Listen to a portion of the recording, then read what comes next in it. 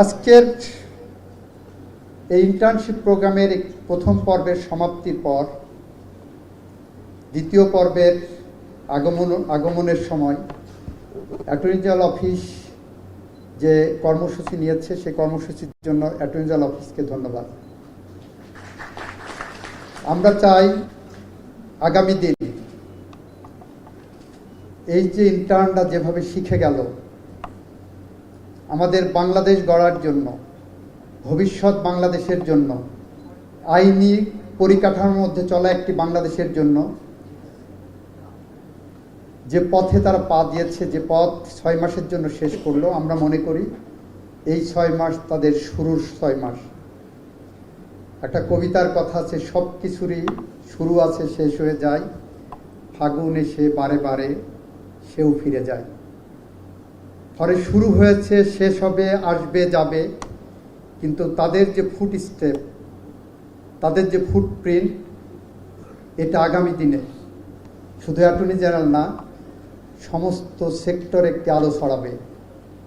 Attorney general অফিসের এই internship programme নিয়ে আমি এতটাই উচ্ছ্বসিত আছি যে আমি ইতিমধ্যেই মাননীয় প্রধানমন্ত্রীর সাথে কথা বলেছি, পার্লামেন্ট মেম্বারদের জন্য একজন করে ইন্টার্ন দেওয়া যায় কিনা বিভিন্ন বিশ্ববিদ্যালয় থেকে, যারা পার্লামেন্ট মেম্বারদের রিসার্চ ওয়ার্কগুলো করে দেবেন পিরিয়ডিক্যালি। এখান থেকে 2টা লাভ হবে। একটি হলো আইন প্রণয়নের সাথে তারা সম্পৃক্ত হতে পারবেন, কিভাবে আইন প্রণয়ন হচ্ছে। দ্বিতীয়ত হলো কিভাবে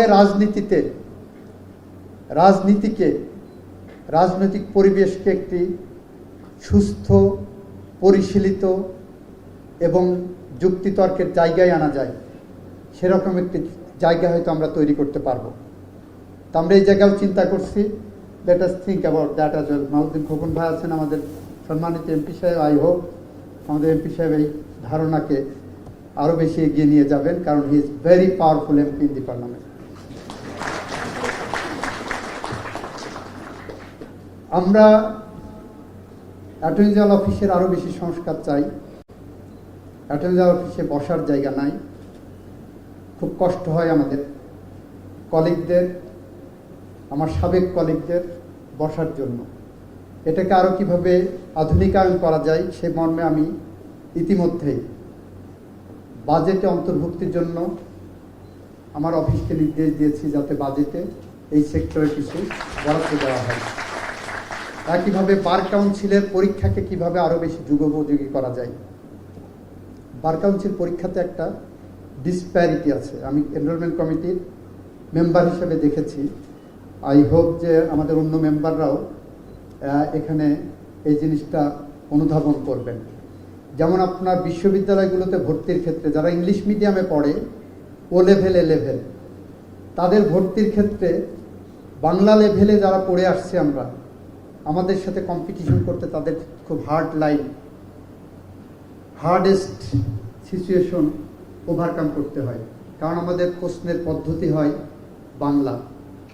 বার কাউন্সিল পরীক্ষাতেও দেখা যাচ্ছে আমাদের অনেক ব্রিলিয়ান্ট ছেলেরা যারা ইংলিশ মিডিয়ামে পড়ে এসেছেন, যারা বাইরে বিদেশে লেখাপড়া করে এসেছেন, তাদের জন্য একটা কঠিন বাস্তবতা পার হতে হয়।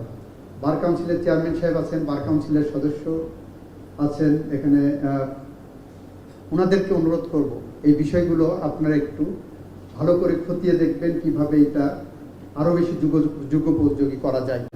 আমরা চাই যার নেই কোনো গতি সে করে উকালতি, এই ধারণা থেকে মানুষকে বের করে আনতে। এক সময় ছিল আইনজীবীদের কাছে কেউ বাসা ভাড়া দিতে চাইতো না। No one wanted to give rent of his house to the lawyers because they thought that the lawyers will take away his property or half property or never pay rent. আমরা সেই ধারণা থেকে ইতিমধ্যেই আমাদের বার কাউন্সিলের নেতৃত্ব, মাহমুদ্দিন খোকন সাহেবদের মতো লয়ার, রুহুল কুদ্দুস কাজুস সাহেবদের মতো লয়ারদের নেতারা সেই জায়গা থেকে অনেকটা বের করে আনতে সক্ষম হয়েছি। বিয়ের বাজারে লয়ারদের মার্কেট ভালো ছিল না কখনো। বিয়ের বাজারে ছেলে কি করে উকালতি করে, এটা সবচেয়ে লেস ইম্পর্টেন্ট জায়গায় ছিল। আমি ফেস করেছি ওটা। আমি প্রেম করার পরেও বিয়ের প্রস্তাব যখন গেছে, ছেলে কি করে উকালতি করে। আমার শ্বশুর বাড়ির লোকজনের নাক শিক্ষানি ছিল। তাদের ধারণা ছিল ছেলে হয় বিসিএস কর্মকর্তা হবে, জাজ হবেন, সেনাবাহিনীর কর্মকর্তা হবেন, বড় ব্যাংকার হবেন, ডাক্তার হবেন, ইঞ্জিনিয়ার হবেন। আমরা চাই বিয়ের বাজারেও আমাদের আগামী প্রজন্মের লয়াররা টপার হোক। আমরা এরকম একটি পেশাগত পরিবেশ তৈরি করতে চাই। এরকম একটি পেশার মান আমরা উন্নত করতে চাই। সে উন্নত করতে হলে আপনাদের শুধু মুখে কথা বললে হবে না। আমি পরশুদিন দেখলাম একজন সিনিয়র জাজ ছিলেন, বাংলাদেশের একজন সিনিয়র জাজ ছিলেন, উনি উকালতিতে ফিরে এসেছেন। মক্কেলের কাছ থেকে 1.25 কোটি টাকা নিয়েছেন রায় লিখে দেওয়ার জন্য। তাও টাকাটা নিয়েছেন কি চেকে নিয়েছেন ওনার নামে। মক্কেলের রায় নিয়ে দিতে পারেনি, টাকাও ফেরত দেননি। মক্কেল সম্ভবত সুপ্রিম কোর্ট বারে কমপ্লেন করেছেন। আমরা এরকম আইনজীবী চাই না, এরকম নীতি কথা বলার আইনজীবী চাই না। আমরা চাই এমন আইনজীবী যারা বাংলাদেশকে কন্ট্রিবিউট করতে পারেন। আমি কালকে একটা ফাইল দেখছিলাম, আমাদের আইন কমিশন নামে একটা কমিশন আছে। 150 কোটি টাকার উপরে সেখানে গত 2 যুগ ধরে 150 কোটি টাকার উপরে সেখানে খরচ হয়েছে। 169টা আইনের সুপারিশ করেছেন, মাত্র 8টি আইন সেখান থেকে নেওয়া হয়েছে। প্রতি বছর 8 থেকে 10 কোটি টাকা সেখানে আমরা খরচ করছি জনগণের টাকা। আমাদের সেখান থেকে ইনপুট খুব কম। আপনারা দেখবেন এখন যারা যারা বড় বড় কথা বলছেন, রিটায়ারমেন্টের পরে যে চাকরি খুঁজছেন, বিভিন্ন কমিশন করতে চাচ্ছেন, রিটায়ারমেন্টের পরে সেখানে চাকরি করবেন, বিভিন্ন কোম্পানির চেয়ারম্যান হচ্ছেন। সুপ্রিম কোর্টের বিচারপতি তো ছিলেন বাবা। সুপ্রিম কোর্টের বিচারপতি হিসাবে রিটায়ারমেন্টের পরে, চিফ জাস্টিস থেকে রিটায়ারমেন্টের পরে আপনাকে কেন আইন কমিশনের চেয়ারম্যান হতে হবে সুপ্রিম কোর্টের চিফ জাস্টিস থাকার পরে বাংলাদেশে? আপনি কেন কোম্পানির বোর্ডে বসে চেয়ারম্যানগিরি করবেন? আপনি হাইকোর্টের বিচারপতি ছিলেন, সুপ্রিম কোর্টের বিচারপতি ছিলেন, আপনি কেন কোম্পানির বোর্ডে বসে কোম্পানির শেয়ার হোল্ডারদের ডিসপিউটের মধ্যে বসে বোর্ডে বসবেন, চেয়ারম্যানগিরি করবেন? আমরা চাই এই পেশার মান উন্নত করার জন্য এই জায়গাগুলো আরো বেশি করে স্বচ্ছতার জায়গায় আনা।